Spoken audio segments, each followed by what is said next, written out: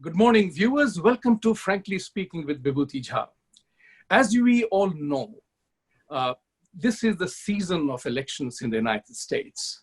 The world has been going through a real topsy-turvy times, if I may use that phrase, with reference to Wuhan virus. I call it Wuhan virus. I'm still not got to use saying COVID-19, but it emanated from Wuhan laboratory. Who did it, why it happened, what kind of a situation is this? But it has caused a turmoil in the world around. Millions of people have been affected. Economies have been upended. Trillions of dollars have vanished from the market. And many jobs are not going to come back. The industrial analysis is that more than 40% of the jobs are not going to come back. And people have begun to work from home. The entire social, economic, political spectrum has changed. And to that end, I personally feel that the world leadership today must determine how this damn thing happened. Because it's very important, because people for minor infringements and minor criminal acts spend time in jail. And when the impact of this particular act has to be ascertained, the guilty has to be punished. Nobody must take advantage of the rule of law. The US elections are happening in the background or the backdrop of this upheaval, that presidential candidates are not able to campaign, and even the convention is threatened with reference to indoor things. So let's jump into the conversation of the elections. And there was a very interesting news today, and that is something which I'm going to allude to, because there is a lot of polling that happens. And the polls indicate that Mr. Biden is leading Trump on every single aspect. And people remind that, hey, 2016 also there were polls. But there was a comment that we have fixed the flaws in the polls last time. These polls are far more accurate. Now, to discuss this matter in its entirety, I have great pleasure in welcoming Mrs. Purnima Nath. She is a Wisconsin resident, an author, a writer, entrepreneur, and deeply involved in public service. She's an engineer and also an MBA from Northwestern Kellogg University. And now she's into NGOs and doing things that she believes in. So Purnima ji, welcome to the program. And I want you to kick off by talking to you about how are the odds in favor of Trump this time out? Well, namaskar, everybody. Thank you so much for having me in your show, Vibhuti ji. I appreciate it. I would start with this. You started with one of the interesting comment about Wuhan virus. You couldn't move from Wuhan virus to COVID. I would say I'm not really a politically correct person. I'm always saying the truth as is, calling a spade as a spade. So calling it as a Wuhan virus is the right thing for me. And I wouldn't call it as a COVID either. It was interesting how it has moved from Chinese coronavirus to Wuhan virus to COVID-19 in a very short span of time. It was all because we wanted to showcase as if we are not hurting somebody and etc. like that. I think that politically correctness is a death sentence. We are at a point of our life that we see tremendously that we are unable to express anything honestly. And the trust factor is also going down accordingly. And second thing you mentioned about rule of law. I'll tell you what happened in the last 3.8 years in terms of rule of law. I'm losing faith in the rule of law in this country. If what has happened to Paul Manafort, what has happened to Roger Stone, or what has happened to General Michael Flynn, and to the President of United States, Mr. Donald Trump, if they can set up somebody like that, a billionaire who has the world in his fist, who are we? We are nothing. We're just peanuts. We can be vanished. We can be framed in a fraction of a second and just silenced in a matter of seconds. So to me, this country was have done so much for law. We law-abiding citizens. We follow law. Unfortunately, right now the justice system, the criminal law system is so corrupted that I, as a citizen, I'm afraid to believe that they're going to do the right thing, because even the seats, justice seats, are filled with activist judges. We're talking about somebody who wants to follow the law versus who wants to make the law as we go on. So there's tremendous amount of corruption that is going on, and unfortunately, it's very similar to what happens in the third world country. I can't we can't see we literally see similarities of what happens in third world countries in terms of political corruptness and system corruptness. And now it's all coming here to United States. Very sad moment for us. Yes, I totally agree with you. And I'm glad you agree with me on calling it a Wuhan virus the way it is. And I'm like you, not given to political correctness, because what happens with political correctness is that we become dishonest with ourselves. Because that is one of the biggest psychological damage that happens to the societies, because when we become politically correct, which means we are taking everything into account before we make accountability of that issue. So that becomes a big, big no for my point of view. The truth cannot be altered. And that's what is important this time, because you have called this election, 2020 election, as a point of no return. Yes. So what do you mean by point of no return? I'll tell you what I mean by my interpretation is, and correct me if I'm wrong, is that when Mr. Trump won in 2016, it was against all odds. Nobody thought that he would be able to beat such a celebrity candidate like Hillary Clinton, perhaps the first ever woman to be the president of the United States, but the American people did not choose her.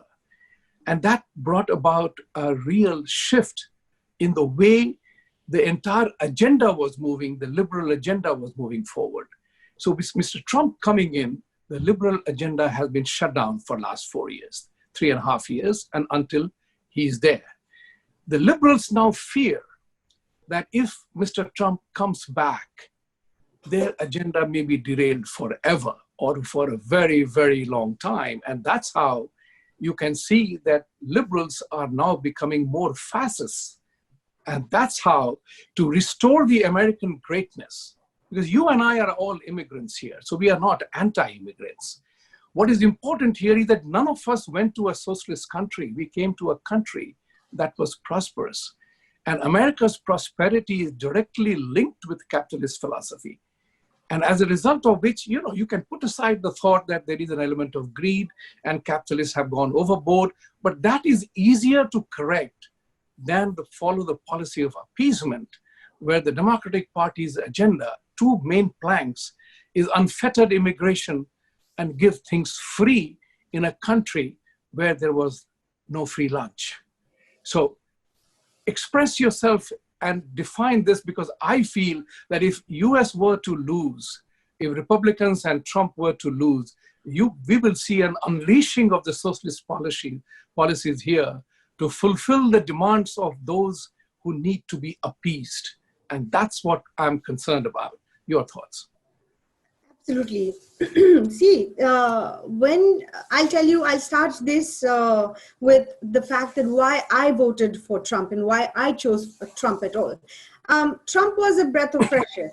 He is straightforward, he is honest. Now, when you put an honest person along with a polished, I call a career politician who is used to saying things what you want to hear, suddenly you see a difference between somebody who has nothing to do with politics over entire life. He's not a career politician, right, versus somebody who's a politician coming into the scene. And we have also seen by then in terms of what Miss Hillary Clinton has done in terms of weakening our defense systems, our relationship with certain countries in terms of it's literally destabilizing the country at that point. So my choice for Trump was very simple. I know exactly what he is. I know what I can expect. But for Hillary Clinton, I couldn't say the same thing, because she will say something today, she will say something tomorrow. So it's constant flip-flopping that's happening, because she wants to say something that you want to hear, not necessarily what is right for the country or what is right for the society itself. Now, from it, we have seen in the 3.8 years, last 3.8 years in terms of delivery of Trump itself, constant cloud, a black cloud was hovering over his head, shoulder, and the entire country in the world in terms of impeachment. Correct? Yet he has done so many things. He has accomplished so many things. He has pulled out of Paris Accord. He has literally moved the embassy to Jerusalem from Tel Aviv. And he has been straightforward, honestly bringing in the law and order back into the country. If you look at the last few weeks or so, you would see law and order constantly in his Twitter feed. This person, besides everything else, whether somebody's character assassinating him or not, whether he gets angry or not, why he is right for this country, there are a few things that I look for in a leader of a country, specifically. Somebody who needs to protect the people of the country, number one. Somebody who will actually protect the border of that nation. Somebody who will also make sure the economy, they implement policies which is going to bring up the economy and job growth and etc. And number four is somebody who's also extremely strict in terms of international policies and foreign policies. And finally, the fifth point is somebody who is God conscious.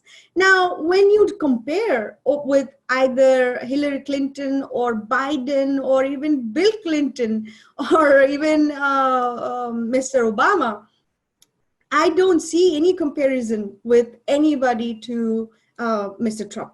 So from a definition of how I categorize what a leader should be for a nation's perspective, Trump is a perfect fit.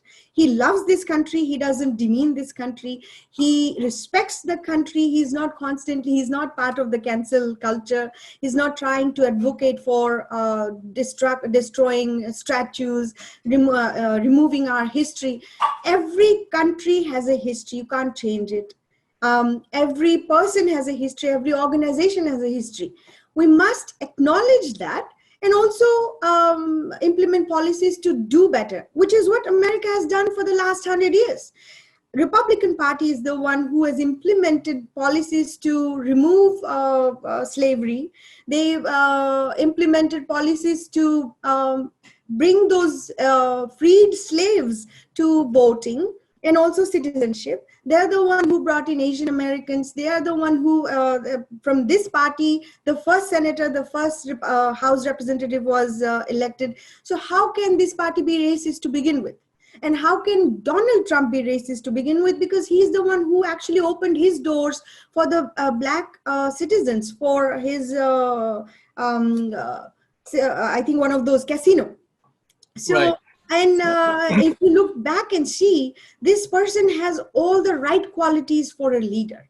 Unfortunately, what we have seen in the last 3.8 years is because he was not bought by anybody. He was not going with the flow that the other people were asking him to do. So he was trying to drain the swamp. He was trying to make sure our country doesn't fall into the category where we see a lot of corruption, which is unfortunately still going on. And right. Because of his personality, he is being attacked. Now, anybody in that seat with that kind of personality will be attacked, unfortunately. It's not just Trump. Unfortunately, you and me and anybody else who's speaking up for the country is going to be attacked at this point. Anybody who wants to even say this country is not racist, they are getting attacked. If you say all lives matter instead of a Black Lives Matter, you are getting shot. If you're walking down the streets with a little kid, they are coming and stabbing you. That's what's happening in New York. So yes. What we are seeing is a complete chaos. It's melting down. And I don't want to say it, but I feel that I've said it before in my Twitter feed about 6, 7, 8 months ago, that we are looking at a war zone. War 3 is coming. World War 3 is coming. And this is, even whether Biden wins or Trump wins, I expect a massive amount of chaos in the streets. It's going to happen everywhere. I mean, somebody will accuse you of being a fear monger, but sometimes telling the truth. I was in discussion yesterday, and I told somebody that, hey, telling the truth, if it is fearful, is not fear mongering. And that's what is important because one of the biggest advantage of education is that you are able to see through things. What is the impact and implication of things that are happening? So look at this way. This country is a country of laws. The rule of law, the country prides itself in saying so. But those people who are breaking the law in the very first instance, what is happening is that liberty gets eroded and the fear factor comes in. So today, I think on Wednesday evening, New York City Police Commissioner was attacked by somebody. The police is under attack. Now that is a very, very important fundamental aspect, because economic development and social order is a function of maintaining law and order. The system works. And that example, which I give to my Indians back home, is that what you have to admire the trust and element of trust in US system is that even at 2 in the morning or midnight, whether there is anybody on the road or not, you stop at the stop sign. You stop at the red light. You believe that system works. That's the meaning of the system working.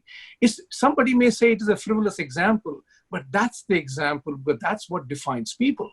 People are not crisscrossing, crossing the light and breaking the law according to their desire. But what is happening right now is the mayhem let loose by the liberal agenda, who fear that his coming, Mr. Trump, if he wins, the liberal agenda may get derailed. But you also mentioned about Trump's personal qualities and qualities as a politician. And that brings me to a contrast between Biden and Trump.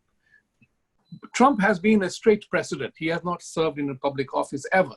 So he's a neophyte when it comes to a political arena. Mr. Biden has been in politics for God knows how many years. And so is Hillary Clinton, Nancy Pelosi, and the entire Chuck Schumer and other senators. 90% of the blacks have voted for Democrats, and they are annoyed today because they feel they are not integrated in the American society. Now, their grievance may be genuine, but the important part is, who should they go to ask, why did the Democrats fail them? It takes me very eerily. Comparison is with India. The Congress Party treated Muslims as a vote bank. And Democrats are treating people here as vote bank, the Latino vote, the immigrant vote, the black vote, and all these votes are being counted in that fashion. And I find, you are totally right, that Mr. Trump has been brutally honest and frank in his choice of words, even though he may not have the most appropriate choice of words. And to that end, I had advised some of his close friends that he should spend some time in the Modi School of Political Economy, because in 6 years of Modi rule, he has never made a single statement against Rahul and Sonia, though they have called him Maut ka Saudagar and Chaukidar Chor hai. Modi didn't reply because he handled the issues. And that's what I wish Trump had done. But on the factors of leadership, trust, and transparency, though he may be disliked by many Democrats, but generally speaking, I feel he gets a very high mark on that. And even in Wuhan crisis, they say that Dr. Fauci misled him. And nobody is evaluating that part of the thing. So how do you see Trump exploiting the enormous negative experience of Biden, who has done nothing, and whatever he has done in his 40, 50 years of life as senator, compare and contrast in 3.8 years of his life? See, you can't literally compare leaders to leader. right? Every company have tremendous amount of CEOs come and go. Some Right. successful, some not successful, some great, some okay. Leaders change, their personality changes. So we can't really literally say we can learn from them certainly, but we can't do exactly same thing. What Modi is going through is much more different than what Trump is going through. I Correct. go through that. Why? But at the same time, let's start with this point. Biden is in the seat for almost 50 years, 8 years as a vice president. What has he accomplished? I do ask, what has he accomplished? Um, my note is I don't see his accomplishment. All I see is he is trying to literally hide his work over the last almost 50 years. It's getting all locked up. We're unable to see. Right now, secondly, unfortunately, the black did vote Democrats automatically. It is the same thing I would say for Indian voters. Indian Americans did voted Democrats literally, right? 95% voted. The way I say 75% do vote for Democrats, Indians, and 25% they just follow who their friends and families are voting. Correct. And the Correct. rest is 5%, and I follow in the 5% category. We try to make a decision, an informed decision as to who is who, and then vote based on that, and also based on the past. Now, question is, why did they vote Democrat? Is because they were promised tremendous amount of things, just like what Congress does in India. They haven't fulfilled anything. Today, they're angry at Democrats saying you haven't done anything. And if you look at any cities, any big cities within the United States are run by Democrats for decades and decades, whether it's a Baltimore, whether it's a Chicago downtown, we see a pattern of things, pattern of degradation that has happened. We see that. Now, secondly, why the educated Indian Americans are also supporting Democrats? I honestly am trying to understand why. I don't know, but it's mind-boggling. I say if they're educated, there should be education. Education should enable them to think through. Now, when you talked about education helps me to think through, I'm probably using it, and you're probably using it. Unfortunately, some of the educated person are not using it. Unfortunately, they are just going by what CNN is showing for 3.8 years, what MSNBC is showing for 3.8 years. They're not looking at from a perspective of fact. That's one issue, and it's a psychological issue. Second thing you mentioned in terms of how things have changed in the last 3.8 years. See, I talked about the subversion tactics and the model, like demoralization that happens for 20, 25 years, then the destabilization that happens for almost 3 to 5 years, then crisis mode is where we are today.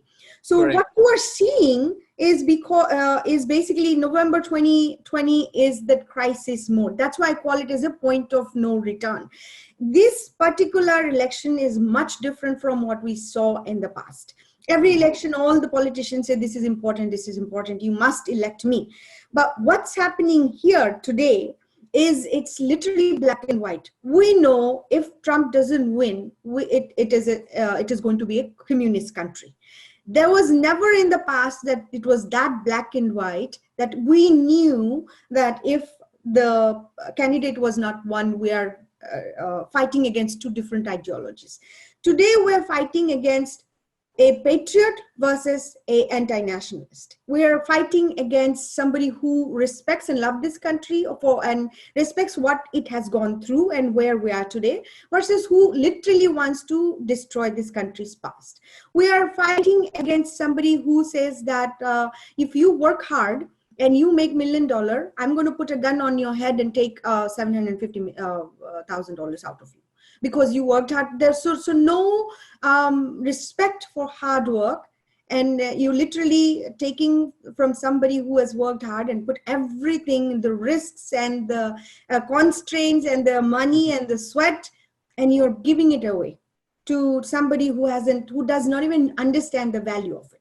So that's where we are literally fighting against ideology right now. So this is clear. That is why this election is extremely different from what we have seen in the past. Now, And that's very important point here, because what we are witnessing, you gave a couple of examples. There is definitely a major need to combat thought terrorism, as I call it. yes. This is a major thought aberration. And I mean, I call it the distortion. You can go one step further, call it thought terrorism, because people are now threatening. If you wear a MAGA hat, it's an expression of support for your candidate, and there are people who come to hit you. Now that's very disaster. That's why there are people who are silently supporting Trump, even though in the various polls, more Democrats are asked to participate, and less Republicans are. But there was a very interesting data that came about up to June, which said that the people leaning Democrats had become 50%. People leaning Republican were hitting 39%. And that was attributed to the Black Lives Matter agitation that happened here. And that's remarkably important for us all to discuss, because I belong to the same school of thought that you alluded to earlier on, that every single life matters. Now, there may have been systemic and systematic abuse of Blacks, because slavery is an issue here, because Blacks didn't come here like you and I did seeking better life. They were brought here as slaves. So they have a challenge in terms of integration, because I remember my son is in college, and he said the Blacks from Africa who are in college, their attitude to life is very different than Blacks from America who have a chip on the shoulder to deal with. And that's a very important thing, because we have to, as a community, we have to be sympathetic to the challenge, but at the same time, we cannot encourage lawlessness. Because as you alluded earlier on, that all the large cities have Democratic mayors. What are they doing there? I mean, it was bizarre and shocking and sad to see so many Black people killed in Chicago, Baltimore, New York, and other places. These entire Antifa riots that happened, it was not a protest, they were riots. Antifa got into that. So there is a very distinct challenge that people need to address forcefully. And to that end, I agree with you, it is a defining moment in American life. Because what are we going to do? Respect for law and order that makes the economies grow, because economies like to operate with certainty, the rule of law, that system works. At the moment, there is a crisis. Who is responsible for that? Well, at the moment, there's a lot more than which is in crisis. I see, we talked about the riots. These riots are not really organic. They are planned. The way you see how it's working, the person who's a lawyer, Pakistani American lawyer, who threw a bomb in police car. In New York. In New York, and she was literally out on bail the next day. How is the system really working?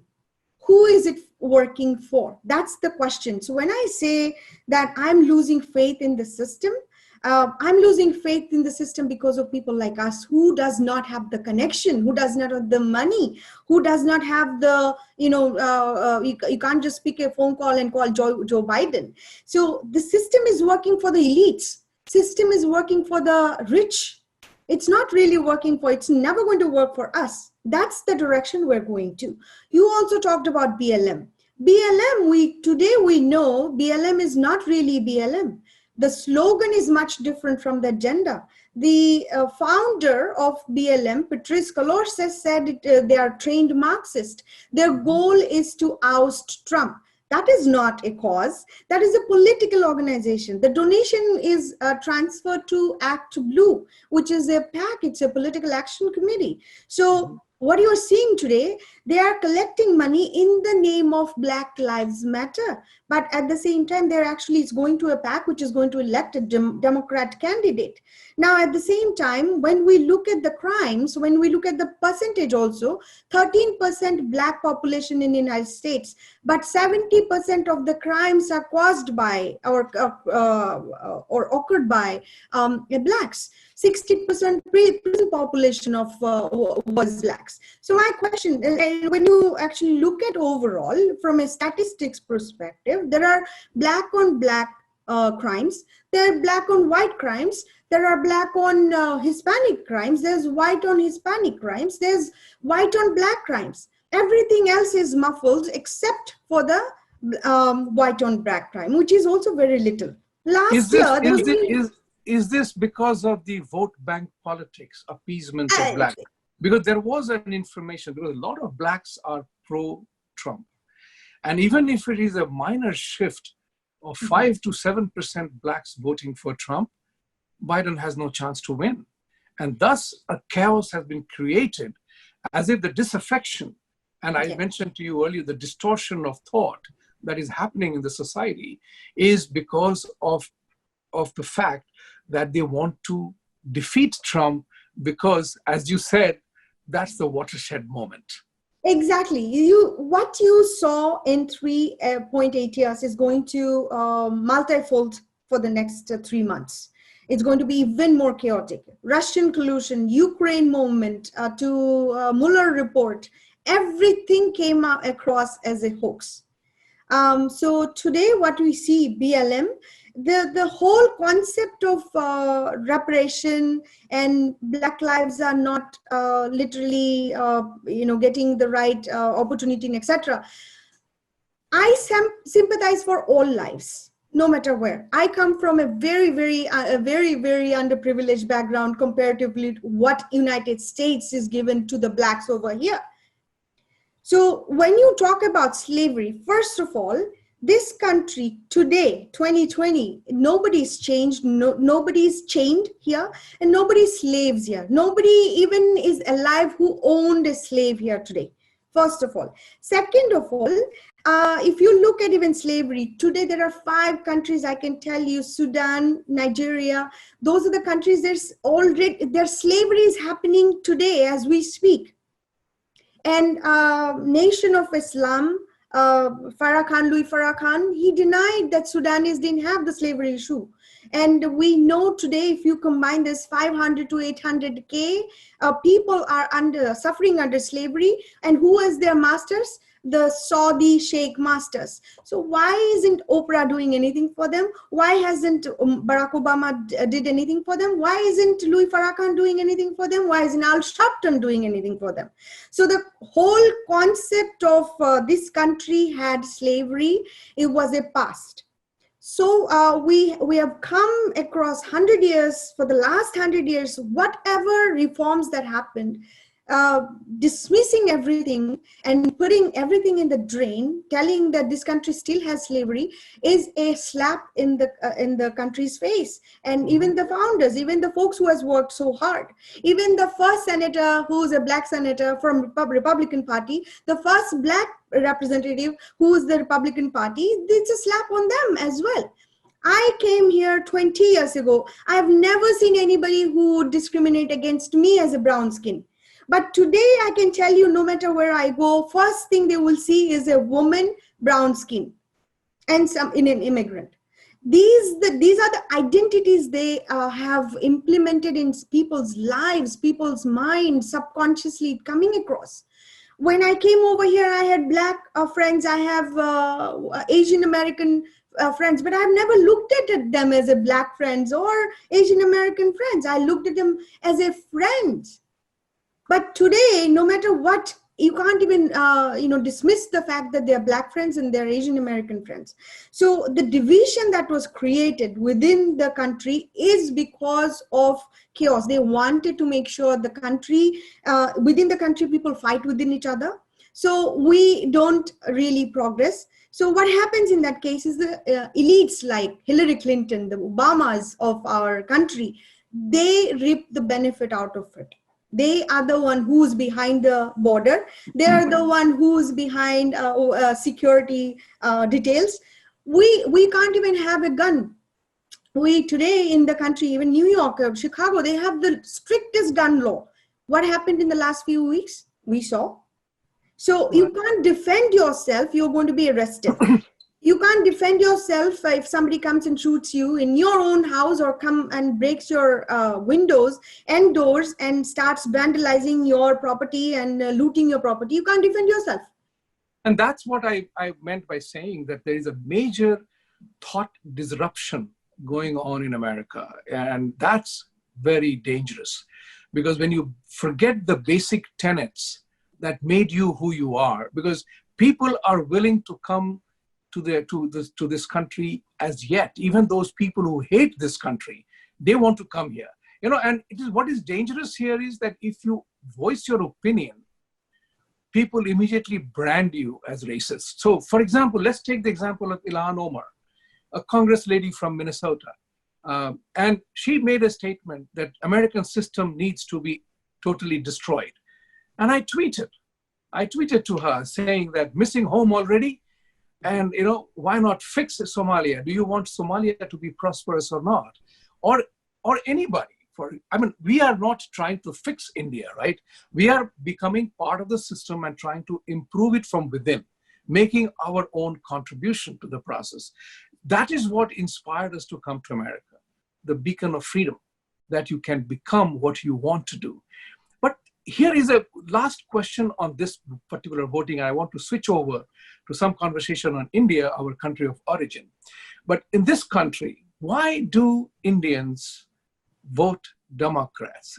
You have mixed on. I have my own thoughts on this, but why do Indians in bulk number, like 90% of blacks vote Democrat, 90% of the Indians vote Democrats? Why? The question is, they ran away from the oppression of socialist system in India, where enterprise, innovation, progress was all stymied.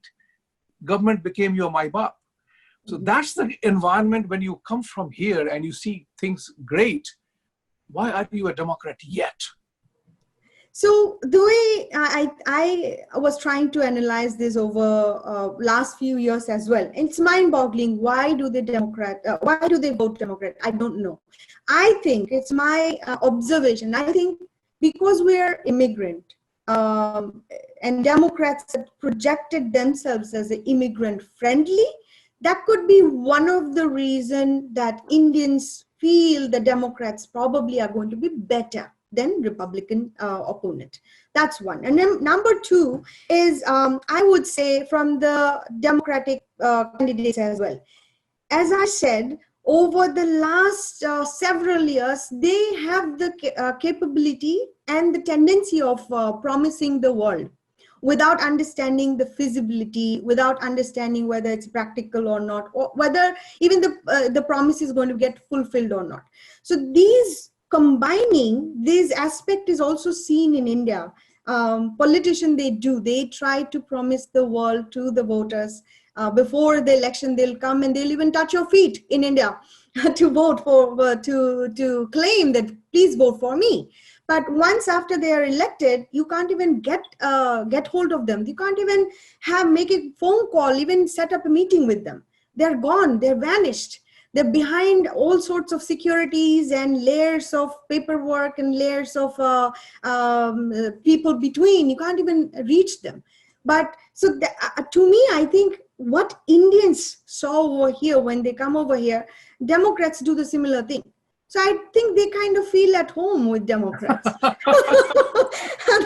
here is how I defined that, what you said just now. I defined it by saying that you are totally right, and I agree with you on this matter, that they are so remarkably pro-immigrant. They have stolen that issue from the Republicans, because everybody wants people here. Some people want performers, some people want anyone and everyone. So they have chosen the path of unfettered immigration, come one, come all. Mm-hmm. And that entices them to the immigrant voter. Number two, as you rightly said, they promise the moon. And as a very famous author once said, it's very easy to promise to give what you don't have, or you don't have to give. So that's what Democratic Party does, that they promise everything free, medical free, tuition free, education free.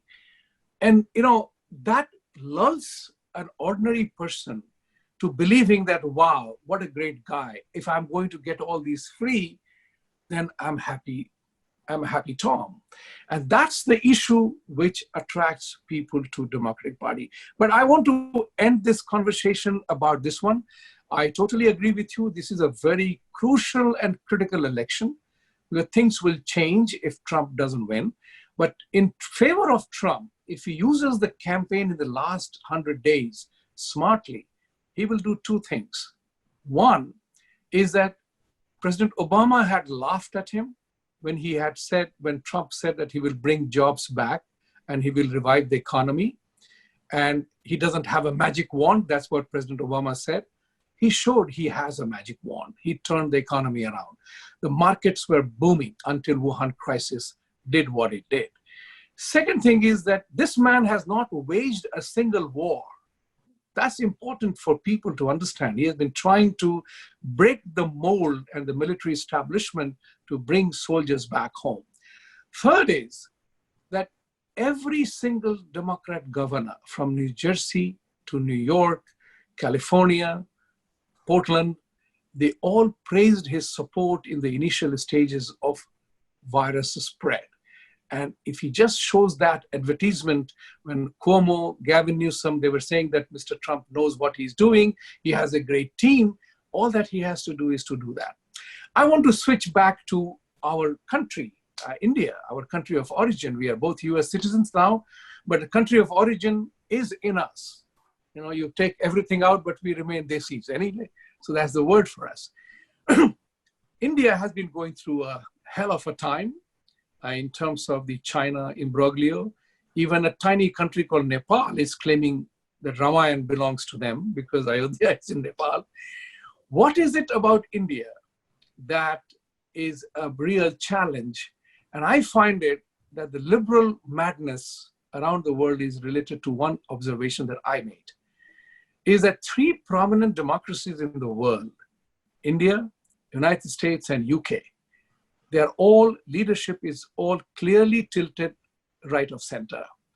And in each of these places, the liberals are going berserk. So even George Soros, made a statement at World Economic Forum announcing publicly that he's setting aside $1 billion to destabilize Modi and beat him back. Now that, in my opinion, is an expression of criminal intent, that you are trying to threaten a country of 1.3 billion people, 1.3 billion people, that you will destabilize a popularly elected prime minister with thumping majority, and you are setting out your goons to destabilize India. What must India do in terms of its geopolitical relationships? Because India has confronted China very adroitly, and India has taken the action against China about suspending economic relationships of the kind, banning apps. That's so much so that Alibaba has moved out of India from Delhi office, and they have closed down the Delhi operations. And Britain has said no more Huawei in another couple of years. US is taking an action. So India has stood up to the biggest bully in the world around us, and Asian countries are observing it. And China is making inroads to encircle India. As a student of geopolitics and what you are deeply involved, what has Mr. Modi done that attracts your attention? Modi is fantastic, I can tell you that, because first of all, I think as we talked about from a perspective of leadership of a country, the 5 categories that I followed through, he fits the mold for me. So it's perfectly fine for me, a perspective of what he's trying to do for the country. Keeping the soul alive of India, let's say. There's something that I literally say is Modi is the first Indian Prime Minister, actually. Indian Prime Minister who's for India, unfortunately. We have gone through 73 years of tremendous time where we literally were promised the moon, and communism and parties like Congress had different kind of ideas. They've implemented policies that would diminish Hinduism, the Hindu faiths, and literally demoralize Hindu base itself. Now, why I tell you that it's very important, when we talked about from a Trump's case, how the country for the last for 20, 25 years, they have literally demoralized and created a base, a generation of people who hates this country. And the last 3.8 years, the destabilization went through. Similarly, in India, we have seen that. For 73 years, for several generations, we have gone through that molds of changing, disconnecting any Hindus from the Hindu root itself. Whether it's through Bollywood movies, whether it is through comedy, whether it is through education, the books, the textbooks, media, they're always trying to make sure somehow they want to make sure the Hindu base is rattled enough and they don't feel comfortable, not even respectful enough of their own generation and own history and heritage. That is very fundamental for India. Now, something that I call is Muslims have Mecca, Jews have Israel, and Christians have Vatican. Hindus have what? Hindus have India. Now, trying to make sure that you are literally disconnected from your own root, the Hinduism, the connection between India, the land, the holy land for any Hindus in the world is fundamental. So when George Soros comes and says, I'm anti-Modi, I'm anti-India, I'm anti-Hindu, it makes sense because he doesn't want the nationalist kind of attitude anyway. Today I have seen the George Soros Foundation gives money to PETA India, who has come up with a brilliant idea saying that save cows from Raksha Bandhan, go leather free. When does Raksha Rakhi is the leather Rakhi? It never was. It is always made of cloth. It is Exactly. always made of cloth. It is never made of or thread. leather. Yeah, or thread. So yeah. how is Raksha Bandhan, it's an Indian tradition for a brother or so, how is that particular tradition aligned with cow at all, or aligned with saving an animal, let's say cow in such case? So you see the mentality they are trying to target. They will never do it for Eid. The goats are getting slaughtered, the cows are getting slaughtered during Eid and other festivals. Why doesn't PETA India ever said something against Eid, stopping slaughtering of goats and cows? So the mentality they're trying to attack is the Hindus. So trying to make sure that Hindus feel they're not very proud of their heritage. So when you do that, you're literally disconnecting the country alignment and the Holy Land alignment.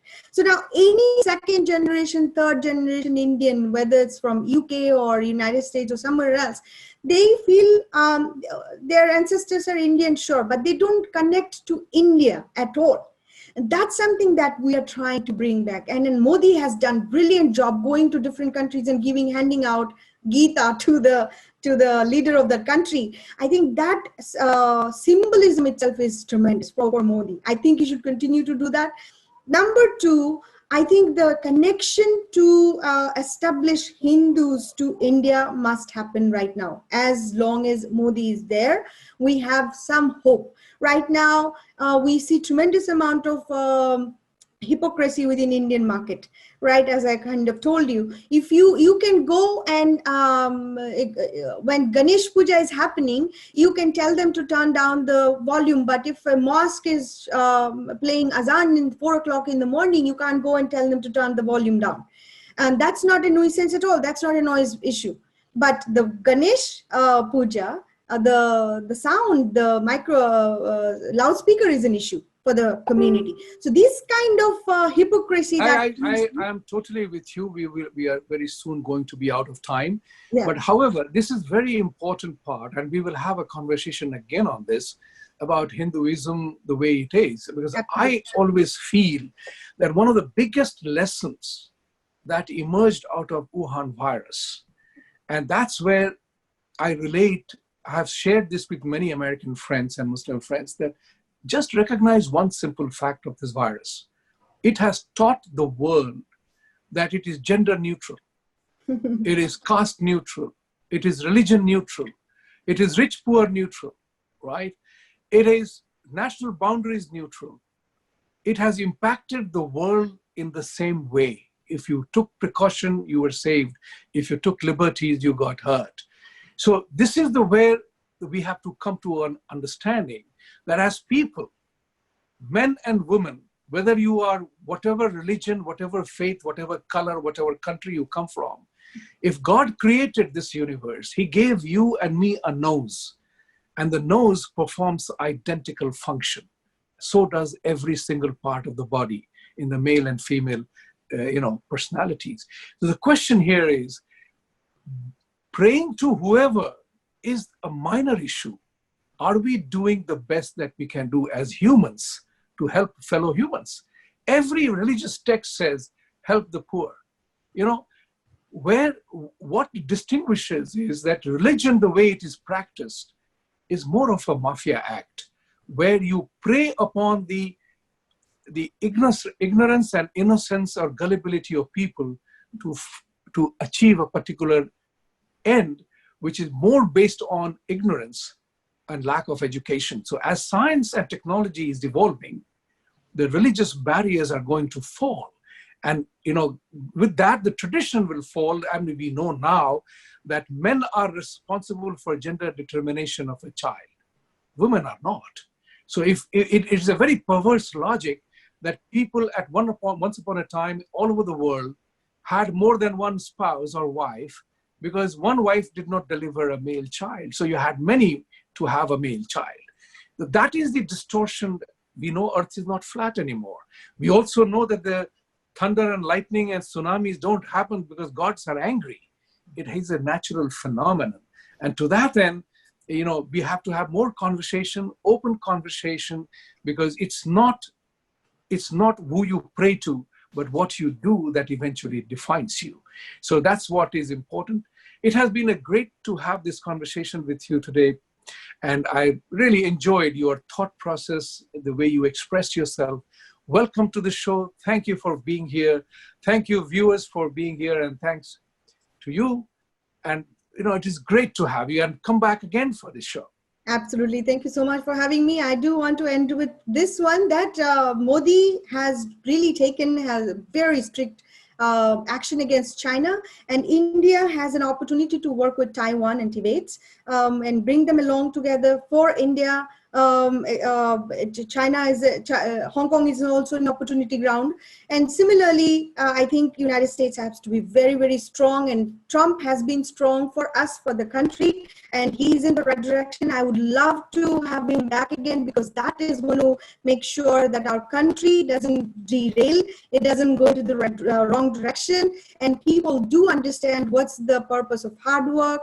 And you cannot be simply entitled and ask for money from the government, which is what AOC kind of people have said through the Green New Deal. They're going to give tremendous amount of money, just give away. We cannot allow that, and that's literally going to bring down the country. Being an Indian and a nationalist and a patriot of both the country, Janam Bhoomi and Karma Bhoomi, as the saying goes, every good conversation must end. So we end today. Thank you, viewers. Have a great weekend and have a great week ahead. Be safe. And namaste is the new greeting format.